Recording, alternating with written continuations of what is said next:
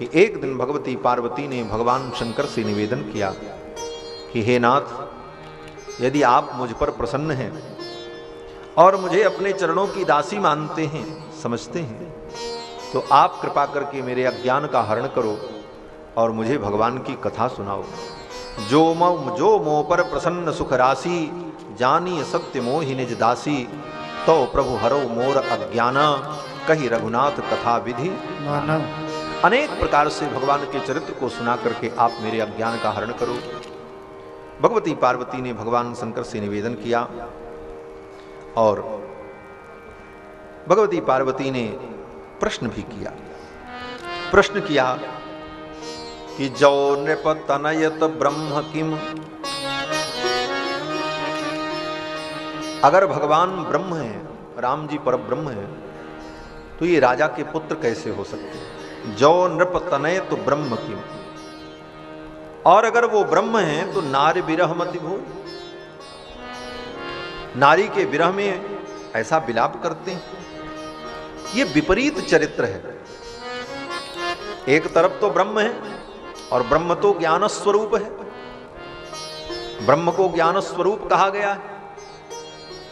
सभी दार्शनिकों ने परमात्मा को, ब्रह्म को ज्ञान स्वरूप ही कहा है। ऐसे ज्ञान स्वरूप ब्रह्म में इतना अज्ञान कि वो अपनी नारी के लिए रोए, ये तो विपरीत चरित्र है। लेकिन एक बात आपको बतावें कि विपरीत गुण का जो आश्रय होता है वही ब्रह्म होता है। परस्पर विरुद्ध गुणाश्रयत्वम ब्रह्मत्वम, परस्पर विरुद्ध गुणों का जो आश्रय होता है वो ब्रह्म होता है। ब्रह्म का यह भी एक लक्षण है। विरुद्ध गुण का मतलब जैसे ज्ञान और अज्ञान, ये दोनों परस्पर विरोधी गुण हैं। जहां ज्ञान होगा वहां अज्ञान नहीं होगा, जहां अज्ञान होगा वहां ज्ञान नहीं होगा। छोटा बड़ा, अणु और महान, जो अणु होगा वो महान नहीं होगा, जो महान होगा वो अणु नहीं होगा। जो कोमल होगा वो कठोर नहीं होगा, जो कठोर होगा वो कोमल नहीं होगा, क्योंकि ये परस्पर विरुद्ध गुण है। और परस्पर विरुद्ध गुण एक साथ किसी के अंदर नहीं रहते। हमारे आपके अंदर अगर कोमलता होगी तो कठोरता नहीं होगी, अगर कठोरता है तो कोमलता नहीं होगी। अगर हमारे आपके अंदर ज्ञान है तो अज्ञान नहीं होगा, और अगर अज्ञान है तो ज्ञान नहीं होगा। लेकिन भगवान की क्या विशेषता है, ब्रह्म की क्या विशेषता है? बोले ब्रह्म की विशेषता है कि ब्रह्म के अंदर परस्पर सारे विरुद्ध गुण एक ही काल में, एक ही समय में विद्यमान रहते हैं। वो विरुद्ध गुणों का भी आश्रय होता है। इसीलिए वेदों ने कहा कि अणोर अणीयान महतो महीयान, जो अणु से अणु है और महान से महान है, वो छोटा भी है और बड़ा भी है, और वो ज्ञानी भी है और अज्ञानी भी है। समय आने पर उसके अंदर अनंत ज्ञान दिखाई पड़ता है और समय आने पर अनंत अज्ञान भी दिखता। परस्पर अनेक विरुद्ध गुणों का वो आश्रय है। ब्रह्म परमात्मा अत्यंत कोमल भी हैं और कठोर भी। कोमल कितने हैं? बोले कुसुम से भी ज्यादा कोमल है। दोनों उदाहरण एक साथ देख लो कि भगवान जब पुष्प वाटिका में पहुंचे, अगहन का महीना था, जनकपुर में जब पहुंचे अगहन का महीना था, और फूल तोड़ने में भगवान को पसीना हो रहा था। कितने कोमल हैं, विचार करना। अगहन के महीने में अच्छी खासी ठंडी पड़ती है, वो भी उत्तर भारत में, मिथिलांचल में, मिथिला में। और फूल तोड़ना कोई कठिन काम नहीं है, बहुत सरल काम। एक बच्चा भी धीरे से फूल तोड़ सकता है, उसमें कोई परिश्रम नहीं है। लेकिन फूल तोड़ने में ठाकुर जी को पसीना हो रहा है। भाल तिलक श्रम बिंदु सुहाए। मिथिला की सखियों ने कहा कि काहे छूटल लिलार पर पसीना हो लाल, काहे छूटल लिलार पर पसीना। शरद के प्रभात रहे नाही दोपहरिया, और ना ही रहल जेठ के महीना हो लाल, काहे छूटल लिलार पर पसीना। जेठ का महीना नहीं था, शरद की प्रभात थी और आपके चेहरे पर पसीना। तो ये भगवान की कोमलता है, इतनी कोमलता, और इतनी कोमलता के साथ साथ भगवान में इतनी कठोरता भी है कि वज्र के समान जो धनुष है, उस धनुष को ठाकुर जी ने ऐसा उठा लिया कि कोई देख ही नहीं पाया, और कब तोड़ दिया पता भी नहीं चला। वज्र के समान धनुष को क्षण भर में ठाकुर ने तोड़ दिया, ये कठोरता भी। तो परस्पर जो विरुद्ध गुण हैं, वो गुण एक साथ एक समय में भगवान में विद्यमान रहते हैं, यही ब्रह्म की विशेषता है। पार्वती जी कहती हैं कि अगर वो राजा के पुत्र हैं तो ब्रह्म कैसे, और ब्रह्म तो ज्ञानी होता है, अगर वो ज्ञानी है तो फिर नारी के विरह में उनको भ्रम कैसा। ये कैसा चरित्र है, देख चरित महिमा सुनत भ्रमति बुद्ध अति। भगवान के इस चरित्र को देख करके मेरी बुद्धि भ्रमित हो जाती है। तो देखो, भगवान की लीला दो प्रकार की होती है, एक तो प्रबुद्ध लीला और एक विमुग्ध लीला। विमुग्ध लीला में भगवान अपने भक्तों को मोहित कर देते हैं, और प्रबुद्ध लीला में भगवान अपने भक्तों को प्रबोध प्रदान कर देते हैं। ये भगवान की ऐसी विमुग्ध लीला है कि पार्वती जी भगवान की इस लीला का स्मरण करके भ्रमित हो जाती हैं। पार्वती जी ने कहा, हे प्रभु, आप कृपा करके कथा श्रवण कराओ जिससे मेरा संदेह दूर हो। और तब कर अस विमोह अब नाही, राम कथा पर रुचि मन माही। हे भोलेनाथ, आप संदेह मत करना, वो पहले जैसी मेरी मति अब नहीं है, मेरी रुचि है भगवान की कथा में, और आप कृपा करके कथा सुनाओ। गूढ़ तत्व न साधु दुरावही, अधिकारी आरत अधिकारी जहां पाऊंगा। अगर योग्य अधिकारी मिल जाता है तो श्रेष्ठ महापुरुष गूढ़ से गूढ़ तत्व को भी नहीं छिपाते हैं और प्रकट कर देते हैं। इतना कहते हुए पार्वती जी ने पूछा कि प्रथम सो कारण कहूं विचारी, निर्गुण ब्रह्म सगुण बपुधारी। पहले तो आप कृपा करके ये सुनाओ कि भगवान जो निर्गुण निराकार हैं, वो सगुण साकार क्यों होते हैं, और भगवान के अवतार का कारण क्या है। और भगवान ने जब अवतार लिया तो अवतार लेकर के भगवान ने कौन कौन से बाल चरित्र किए। बाल चरित पुनि कहूं उदाहरण, कहूं जथा जानकी विवाही। भगवान की विवाह लीला का आप वर्णन करके सुनाओ। राज तजासो दूषण काही, किस कारण से भगवान ने राज्य का त्याग किया, ये सब चरित्र आप कृपा करके सुनाओ। श्री पार्वती जी ने जब इस प्रकार प्रश्न किया तो भोले बाबा बड़े प्रसन्न हुए। क्यों? बोले पार्वती जी का ये प्रश्न बनावटी नहीं था, सहज था। जैसे बहुत लोग कुछ जानना भी नहीं चाहते हैं और जानने की क्षमता भी नहीं है, लेकिन जिज्ञासु बनने की चेष्टा करते हैं कि हम भी जिज्ञासु हैं, और जिज्ञासु बनकर के प्रश्न करते हैं। तो ऐसा कपटपूर्ण प्रश्न नहीं है, सहज प्रश्न है।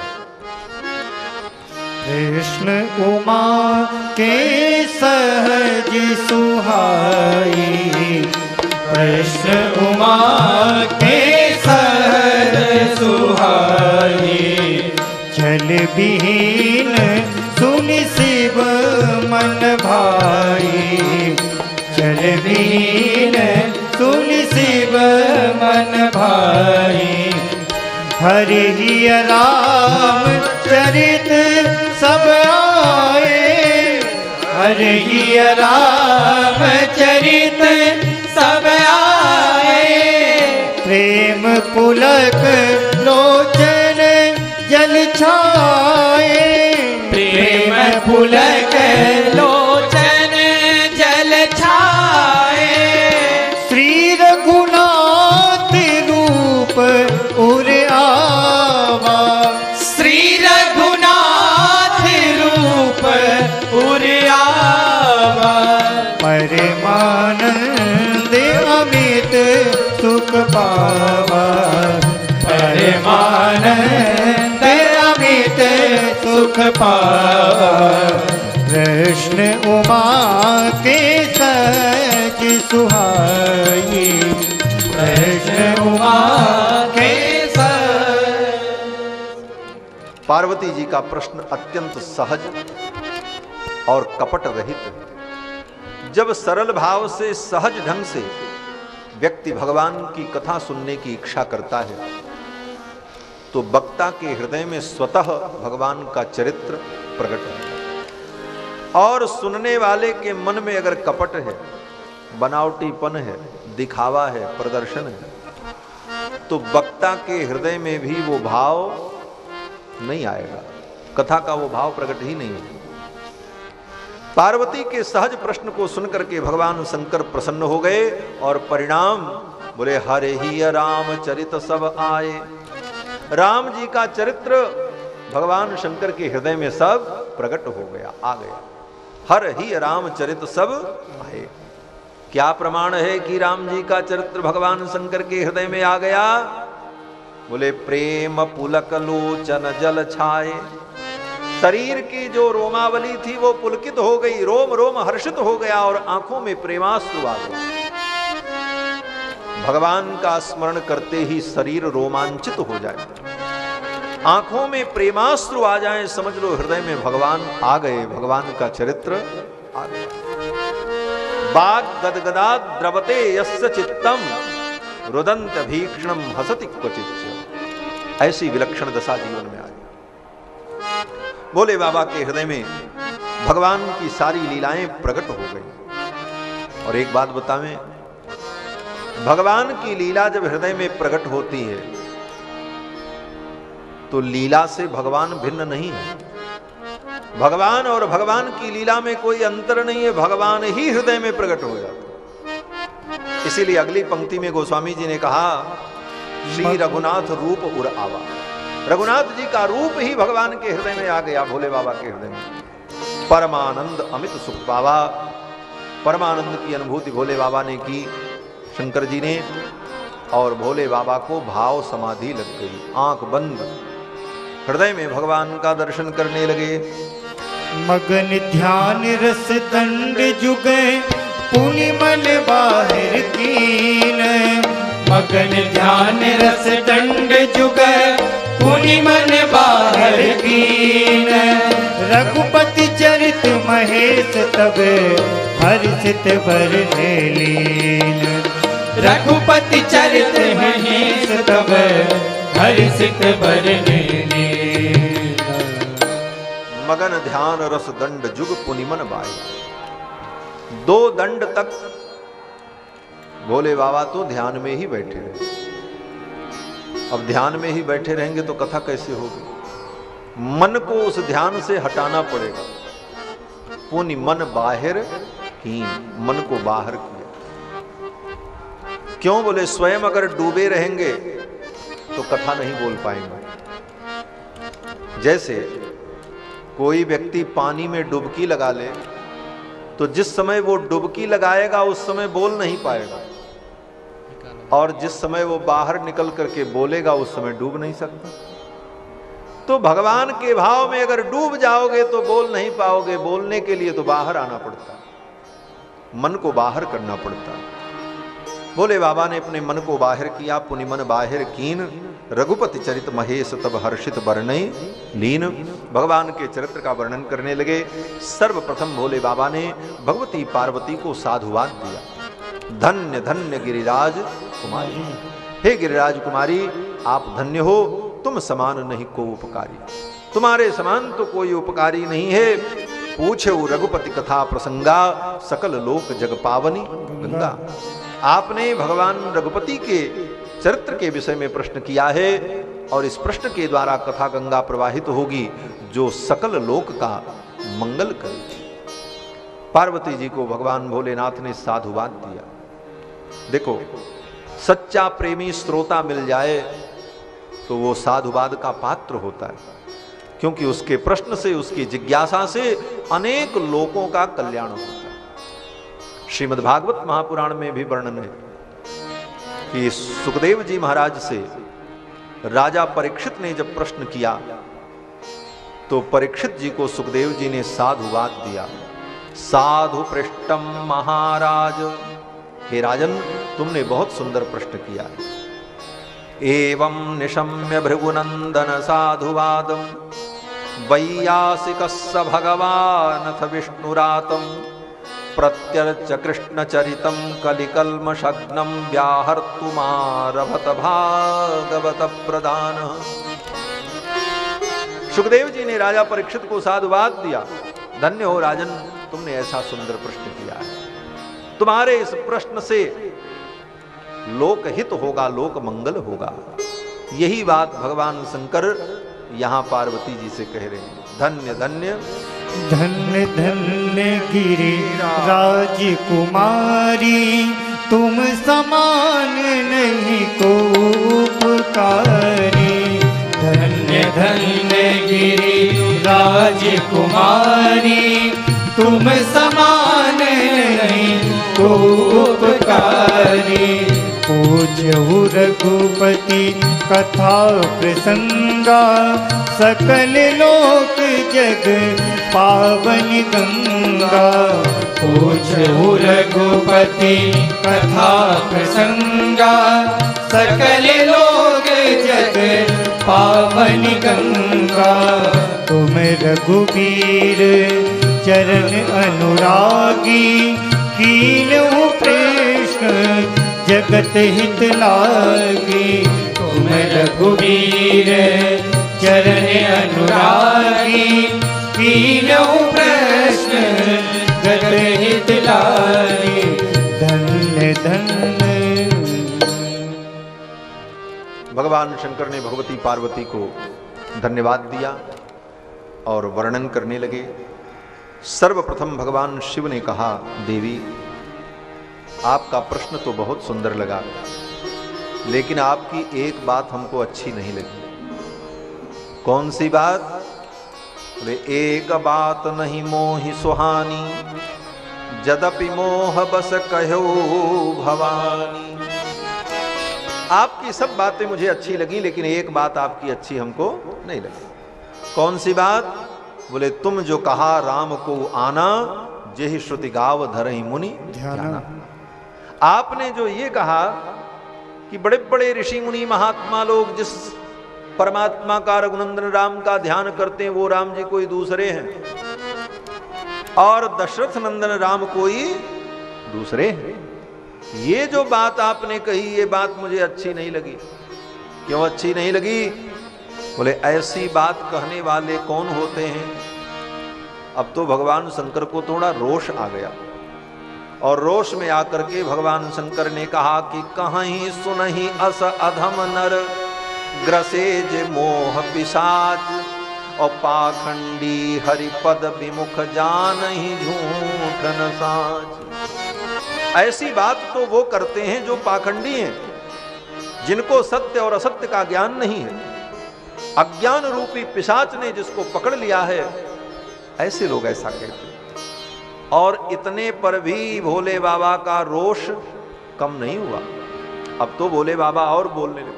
भोले बाबा ने कहा, वो लोग अज्ञानी हैं जो दशरथ नंदन राम को और परब्रह्म राम को अलग अलग मानते हैं। अज्ञ अकोविद अंध अभागी, काई विषय मुकुर मन लागी, लंपट कपटी कुटिल बिसेखी, सपने संत सभा नहीं देखी। कहीं ते वेद असम्मत बानी, जिनके सूझ लाभ नहीं हानि, मुकुर मलिन अरु नयन विहीना, राम रूप देखें किम दीना। अरे वो तो अंधे हैं।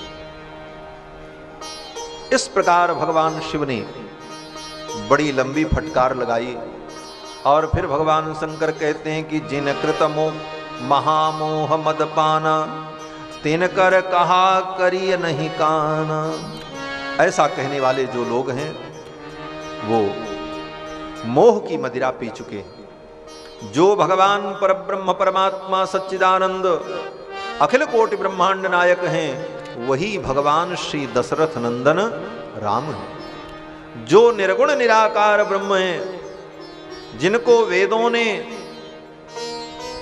निर्गुण निराकार निर्विकार कहा, जिन परब्रह्म परमात्मा को वेदों ने अनंत कल्याण गुण निलय कहा, वही भगवान श्री दशरथ नंदन राम है। जिन परमात्मा को, ब्रह्म को वेदों ने कहा अपाद पाणो जवनो गृहीता, जो बिना पैर के चलता है, जो बिना हाथ के ही सब कुछ करता है, बिना मुख के ही जो बोलता है, वही परब्रह्म परमात्मा श्री दशरथ नंदन राम। भगवान शंकर कहते हैं कि बिनु पद चलई सुनई बिनु काना, और कर बिनु कर्म करई विधि नाना, आनन रहित सकल रस भोगी, बिनु बाणी बकता बड़ जोगी। ऐसे जो ब्रह्म परमात्मा हैं, जिनका गान वेदों ने किया है, जेहि इमे गावई वेद बुध, और जाहि धरई मुनि ध्यान, सोई दशरथ सुत भगत हित कोसलपति भगवान। वही परब्रह्म परमात्मा सच्चिदानंद सोई दशरथ सुत, वही दशरथ के पुत्र है। बोले महाराज, ऐसे ब्रह्म परमात्मा दशरथ जी के बेटा बन गए, क्यों? बोले भगत हित, अपने भक्तों के लिए। कोसलपति भगवान। भगवान शंकर के इन वचनों को सुन करके पार्वती जी के मन में जो भ्रम था, वो भ्रम दूर हो गया। सुनी शिव के भ्रम भंजन बचना, और मिट गए सब कुतर्क के रचना। कुतर्क की जितनी रचनाएं थी वो सब मिट गईं, और मन का भ्रम दूर हो गया। और भगवान शंकर भगवती पार्वती को कथा सुनाने लगे। अब कथा सुनाते हुए भगवान शंकर कहते हैं, देवी आपने पूछा कि भगवान के अवतार का हेतु क्या है, भगवान अवतार क्यों लेते हैं? तो भगवान शंकर ने कहा, देवी भगवान के अवतार का कोई निश्चित हेतु नहीं है, और कोई भी प्राणी निश्चित रूप से ये नहीं कह सकता कि भगवान के अवतार का कारण क्या है। हरि अवतार है तुझे ही होई, हरि अवतार है तुझे होई, इद में थम कहीं जाई न सोई, इन में थम कहीं जाई न सोई। राम अतर्क बुद्धि मन पानी, राम अतर्क बुद्धि मन पानी, मत हमार अस सुनई सयानी, मत हमारे अस सुनहि सयानी। हरि अवतार हेतु जे ही होई। भगवान के अवतार का हेतु क्या है? इदम इत्थम कही जाई न सोई। इदम इत्थम, ये भगवान के अवतार का कारण है, ऐसा निश्चित रूप से कोई नहीं कह सकता कि इस कारण से भगवान ने अवतार लिया। ऐसा कह पाना संभव नहीं है। तदपि संत मुनि वेद पुराना, जसु कुछ कहीं स्वमति अनुमाना। फिर भी संत महात्मा ज्ञानी जन अपनी मति और बुद्धि के अनुसार भगवान के अवतार का निरूपण करते हैं। भगवान के अवतार के अनेक हेतुओं का भोले बाबा ने वर्णन किया, और भोले बाबा कहते हैं कि राम जन्म कर हेतु अनेका, और परम विचित्र एक तेका। राम जी के जन्म के अनेक हेतु हैं, अनेक कारण हैं, और परम विचित्र और एक से एक विलक्षण है। कुछ हेतुओं का मैं वर्णन करता हूं। पहले हेतु का वर्णन करते हुए भोले बाबा कहते हैं कि द्वारपाल हरि के प्रिय दो, जय अरु विजय जान सबको। भगवान के द्वारपाल जय और विजय, जिनके विषय में सारी दुनिया जानती है, इनको शनकादिकों का शाप हो गया, और इनके उद्धार के लिए भगवान ने अवतार लिया। भगवान के अवतार का यह भी एक कारण है। शनकादिकों ने भगवान के पार्षदों को शाप क्यों दिया?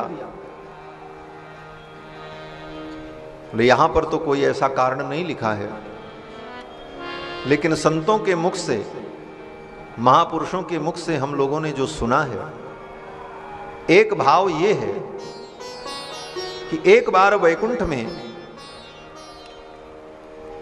भगवती लक्ष्मी भगवान का चरण संवाहन कर रही थी, तो भगवान के चरणों की कोमलता का अनुभव करती हुई भगवती लक्ष्मी ने भगवान से कहा, नाथ आप इतने कोमल हो, आपकी कोमलता का तो मैंने अनुभव किया, इतने कोमल हो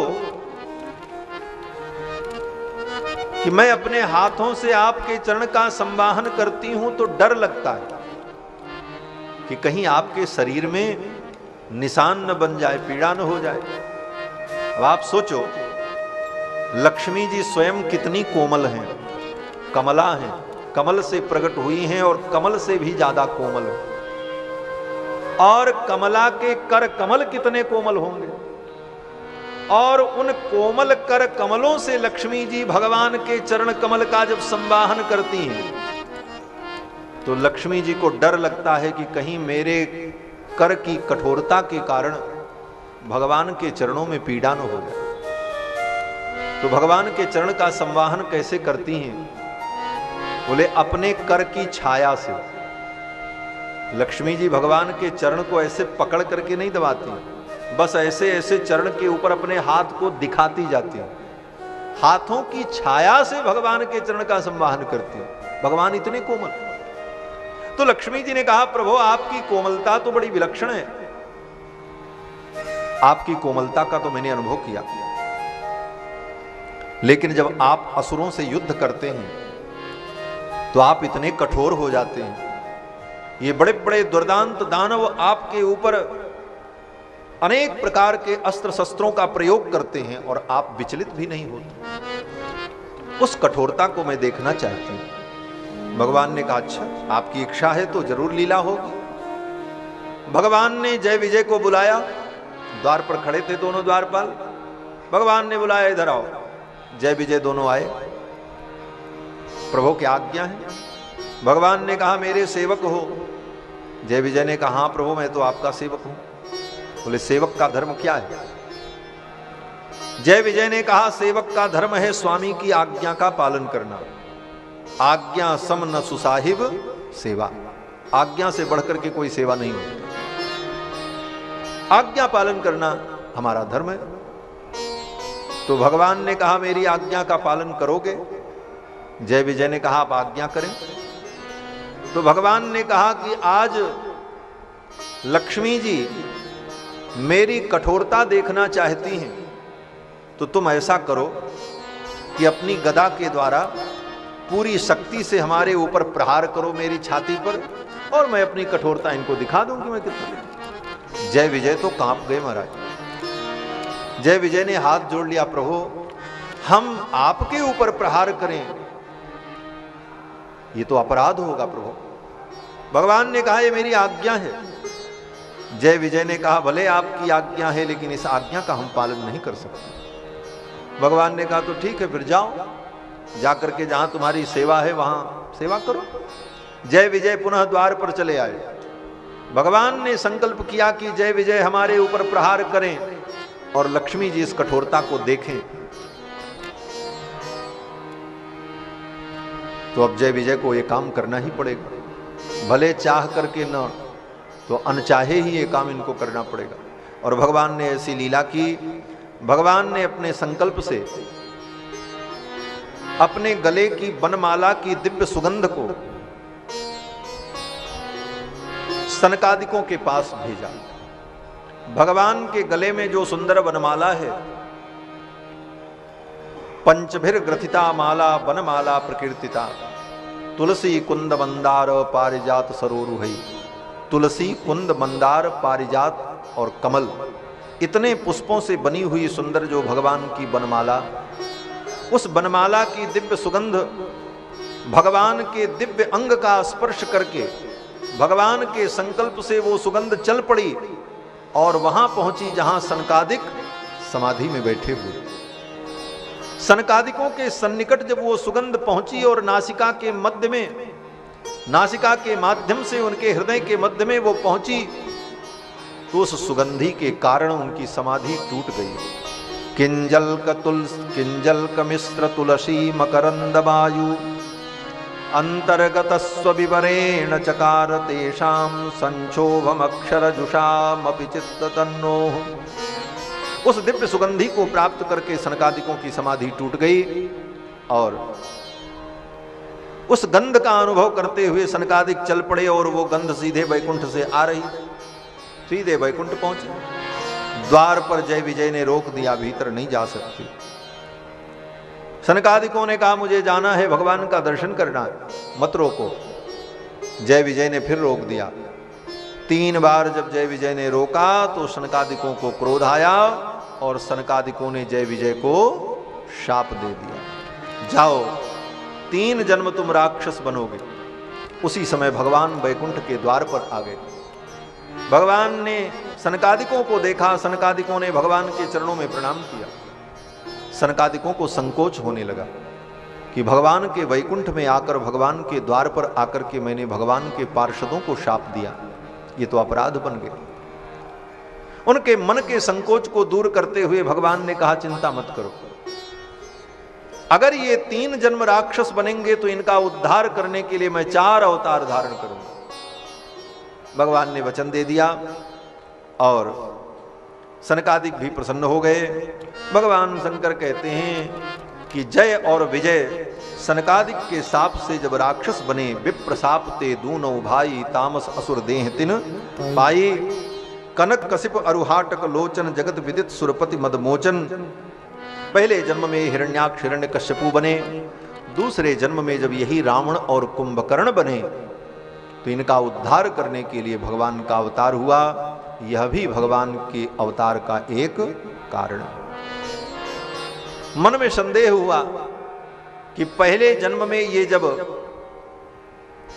हिरण्याक्ष और हिरण्यकश्यपु बने तो इन दोनों को नरसिंह भगवान ने और वराह भगवान ने मारा, तो भगवान के मारने पर भी इनका उद्धार नहीं हुआ, ये मुक्त नहीं हुए। तो गोस्वामी जी महाराज कहते हैं कि मुकुत न भये हते भगवान, भगवान के मारने पर भी इनको मुक्ति नहीं मिली। क्यों? बोले 3 जन्म द्विज बचन प्रमाणा, ब्राह्मण के शाप के कारण, सनकादिकों के शाप के कारण इनको 3 जन्म लेना पड़ा। और यही जब रावण बनकर के प्रकट हुए और कुंभकर्ण के रूप में प्रकट हुए तो भगवान श्री राम ने इनका उद्धार किया। एक कारण भगवान के अवतार का यह भी है। दूसरे कारण का निरूपण करते हुए भगवान शंकर ने कहा कि एक बार भगवान का अवतार देवर्षि नारद के शाप के कारण हुआ। नारद शाप दीन एक बारा, नारद शाप दीन एक बारा, नारद शाप दीन एक बारा, कल्प एक लगी अवतारा, कल्प एक लगी अवतारा, गिरजा चकित भई सुने बानी, गिरजा चकित भई सुनी बानी, नारद विष्णु भगत पुनि ज्ञानी, नारद विष्णु भगत पुनि ज्ञानी, कारण कवन श्राप मुनि दीना, कारण कवन श्राप मुनि दीना, का अपराध रमापति कीना, का अपराध रमापति कीना, यह प्रसंग मोहि कहूँ पुरारी, यह प्रसंग मुनि कहूँ पुरारी, मुनि मन मोह आज रज भारी, मुनि मन मोह आज रज भारी। भगवान शंकर ने कहा देवी, एक कल्प में भगवान का अवतार नारद जी के शाप के कारण हुआ। नारद जी ने भगवान को शाप दिया। नारद जी तो भगवान के भक्त हैं और भक्त होकर के अपने आराध्य को, अपने भगवान को ही शाप दे डाला। ये बात सुनकर के पार्वती जी चकित हो गईं। गिरजा चकित भई सुनी बानी। क्यों? बोले नारद विष्णु भगत पुनि ज्ञान। नारद जी भगवान के भक्त हैं और ज्ञानी हैं। भक्त होकर के, ज्ञानी होकर के नारद जी ने भगवान को शाप दे दिया। बोले तो नारद जी ने गलती किया, नारद जी को ऐसा नहीं करना चाहिए। लेकिन नहीं, सती जी के मन में यह भाव नहीं आया कि नारद जी ने गलती किया। क्यों? बोले नारद जी कौन? ओ, पार्वती जी के मन में यह भाव नहीं आया कि नारद जी ने गलती की। क्यों? बोले नारद जी इनके गुरु हैं और गुरु में दोष देखना यह शिष्य का धर्म नहीं है। पार्वती जी ने सोचा कि मेरे गुरु से गलती नहीं हो सकती, अगर नारद जी ने शाप दिया है तो कोई कारण जरूर होगा। इसीलिए अगली पंक्ति में पार्वती जी ने कहा कि कारण कवन शाप मुनि दीना। क्या कारण हो गया कि मेरे गुरुदेव को शाप देना पड़ा? गलती गुरुदेव की नहीं है। इसको कहते हैं गुरु निष्ठा, आचार्य निष्ठा। अपने गुरु में कभी अश्रद्धा न हो, दोष देखने के बाद भी निष्ठा बनी रहे, वो निष्ठा कहलाती। लेकिन बड़ा कठिन है। गुण देख करके तो सहज निष्ठा होती, लेकिन थोड़ा सा दोष दिखाई पड़ जाए तो व्यक्ति सारे गुणों को भूल जाता है और उस दोष के कारण वो अपनी निष्ठा को समाप्त कर देता। लेकिन पार्वती जी की निष्ठा कितनी विलक्षण है। पार्वती जी ने नारद जी को दोष नहीं दिया। पार्वती जी ने कहा कारण कवन साप मुनि दीना और का अपराध रमापति दीना। भगवान ने कौन सा अपराध किया कि मेरे गुरुजी ने उनको शाप दे दिया? गलती गुरुजी की नहीं है, गलती तो भगवान की ही होगी। ऐसा चिंतन किया। यह प्रसंग मोहि कहु पुरारी। हे नाथ, कृपा करके ये पूरा प्रसंग आप हमें सुनाओ। तो भगवान शंकर सुनाते। बोले बाबा कहते हैं, देवी एक बार देवर्षि नारद कहीं जा रहे थे और उन्हें सुंदर हिमालय में गुफा दिखाई पड़ी, सुंदर रमणीय स्थान दिखाई पड़ा। और नारद जी महाराज ने सोचा कि ये जगह तो बहुत अच्छी है, चलो यहाँ बैठ करके तपस्या करते। नारद जी महाराज तपस्या करने के लिए बैठ गए। अखंड समाधि लग गई, तपस्या में मन लग गया, भजन करने लगे। नारद जी की इस तपस्या को देख करके इंद्र को डर हो गया। इंद्र डरने लगे कि कहीं नारद जी मेरे पद को लेने के लिए तो तपस्या नहीं कर रहे हैं।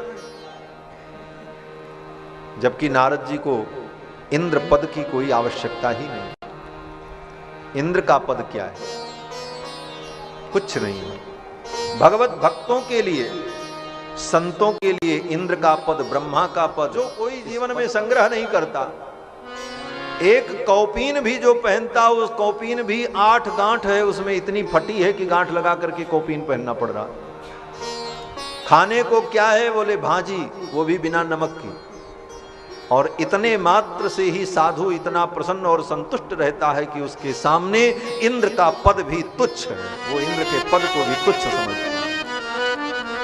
8 गांठ कौपीन में भाजी बनी अलोन, अस साधुन के सामने इंद्र बापुरो कौन? ऐसे संतों के सामने इंद्र पद का क्या महत्व होगा? इंद्र अपने जगह पे बैठा हो। लेकिन इंद्र के मन में दुर्भाव आ गया कि नारद जी तो मेरे पद के लिए, मेरी गद्दी को प्राप्त करने के लिए तप कर रहे। गोस्वामी तुलसीदास जी ने यहां पर एक बड़ा सुंदर दोहा दिया। सूख हाड़ ले भाग सठ, स्वान निरखि मृगराज। सूख हाड़ ले भाग सठे, स्वान निरख मृगराज। सूख हाड़ ले भाग सठे, स्वान निरख मृगराज। छीन ले जन जान जड़े, तिन सुरपति न लाज। छीन ले जन जान जड़े, तिन सुरपति न लाज। सूख हाड़ ले भाग सठे, स्वान निरख मृगराज। सूख हाड़ ले भाग सठे, स्वान निरख मृगराज। हाँ, स्वान निरख मृगराज। यहां पर इंद्र की उपमा गोस्वामी जी महाराज कुत्ते से दे रहे हैं। कहते हैं जैसे कोई कुत्ता था, सूखी हड्डी लेकर के जा रहा था उस सूखी हड्डी में कुछ था नहीं, मांस तो था ही नहीं, केवल हड्डी ही थी। उसी हड्डी को अपने दाढ़ों से दबा दबा करके चबा रहा था कुत्ता। जब हड्डी को चबा रहा था तो मसूड़े में धंस जाने के कारण, हड्डी के कारण, क्योंकि हड्डी कठोर होती, बार बार दांत से उसको रगड़ रहा था, पीस रहा था। वो हड्डी उसके मसूड़े में लग गई और मसूड़े से खून निकलने लगा। उसी को चाट चाट करके वो संतुष्ट हो रहा था। वो कुत्ता समझ रहा था कि ये हड्डी के अंदर से रस निकल रहा। एकांत में बैठ करके उस हड्डी को कुत्ता चबा रहा था। उसी समय कहीं से एक सिंह आ गया, शेर आ गया। उस शेर को देख करके वो कुत्ता अपनी हड्डी लेकर के वहां से भागा। क्यों भागा? बोले कुत्ते की सोच देखो। उसने सोचा कि ये सिंह मेरी हड्डी को छीनने के लिए आया है। अब आप विचार करो, वो सिंह उस हड्डी को लेकर के क्या करेगा? सिंह के अंदर तो इतना सामर्थ्य है कि वो जब चाहे किसी भी पशु का शिकार कर ले और ताजा ताजा मांस खा ले। उसको सड़ी गली हड्डी की जरूरत नहीं। लेकिन कुत्ते की अपनी सोच है कि मेरी हड्डी छीनने आ गया। उसी प्रकार नारद जी को इंद्र पद और ब्रह्म पद, इसकी कोई आवश्यकता नहीं है। और अगर नारद जी चाहें तो कभी भी ये पद नारद जी को मिल सकता है। और नारद जी ने कभी चाहा नहीं और नारद जी कभी चाहेंगे भी नहीं। लेकिन इंद्र को लगने लगा कि नारद जी मेरे पद के लिए ही तपस्या कर रहे। इंद्र के मन में दुर्भाव उत्पन्न हुआ और इंद्र ने नारद जी की तपस्या को भंग करने के लिए कामदेव को भेजा। कामदेव अपने परिकरों को लेकर के आया। कामदेव ने अनेक उपाय किए, लेकिन नारद जी विचलित नहीं हुए। अंत में कामदेव पराजित हो गया और कामदेव ने नारद जी के चरणों में समर्पण कर दिया। कामदेव ने कहा महाराज मैं हार गया। नारद जी महाराज हंसने लगे, प्रसन्न हो गए। बोले जाओ कामदेव, मैंने तुमको क्षमा कर दिया। कामदेव के ऊपर नारद जी को क्रोध भी नहीं आया और कामदेव तो चला गया। लेकिन नारद जी के मन में अभिमान जरूर आ गया। नारद जी सोचने लगे कामदेव आया और कामदेव ने इतना सब कुछ तांडव किया, लेकिन कामदेव का मेरे ऊपर कोई प्रभाव नहीं हुआ। मैंने कामदेव को जीत लिया। और तो और इतना ही नहीं, मैंने तो क्रोध को भी जीत लिया। कामदेव के ऊपर मुझे क्रोध भी नहीं आया। कामदेव को तो भगवान शंकर ने भी जीता था, लेकिन क्रोध को भगवान शंकर भी नहीं जीत पाए। क्रोध में आकर के भगवान शंकर ने कामदेव को भस्म कर दिया था, लेकिन मैंने तो क्रोध को भी जीत लिया। काम और क्रोध दोनों को मैंने जीत लिया, दोनों को वश में कर लिया।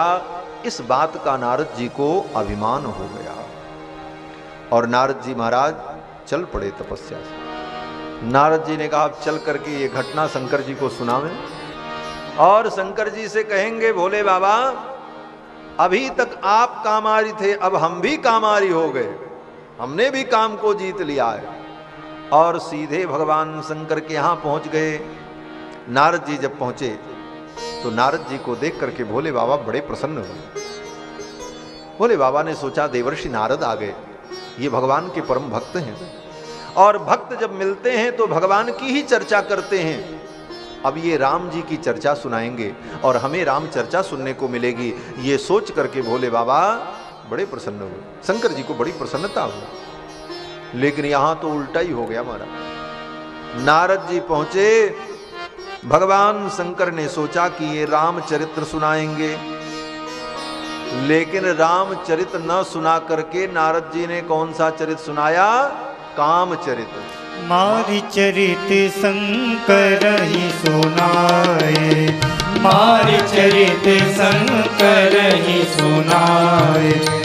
अति प्रिय जानी महेश सिखाए, अति प्रिय जानी महेश सिखाए। बार बार बिन बहु मुनि तोए, बार बार बिन बहु मुनि तोए। जिम यह कथा सुनायहु मोहि, जिम यह कथा सुनायहु। तिमि जन हरि सुनावहु कबहु, तिमि जनि हरहि सुनावहु कबहु चले हो प्रसंग दूरा